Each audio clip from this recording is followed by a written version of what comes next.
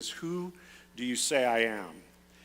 In Matthew 16, verse 13 through 16, it says, when Jesus came to the region of Caesarea Philippi, he asked his disciples, who do people say the Son of Man is? And they replied, some say John the Baptist, others say Elijah, and still others Jeremiah or one of the prophets. But what about you, Jesus asked, who do you say I am? And Simon Peter, because Simon Peter always thought it was his responsibility to answer every question, right? I mean, you ever been in that group and there's Simon Peter type in that group? It might be you. You're like, well, the question is for me to answer. So Simon, the spokesman of all humanity, says, you are the Messiah, the Son of the living God. Now, it's interesting that, first of all, he's talking to disciples here.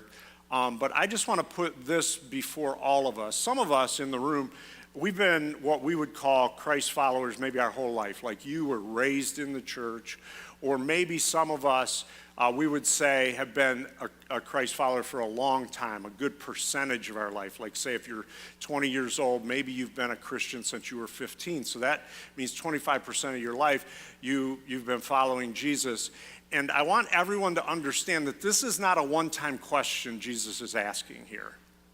Who do you say I am? This actually is a momently question.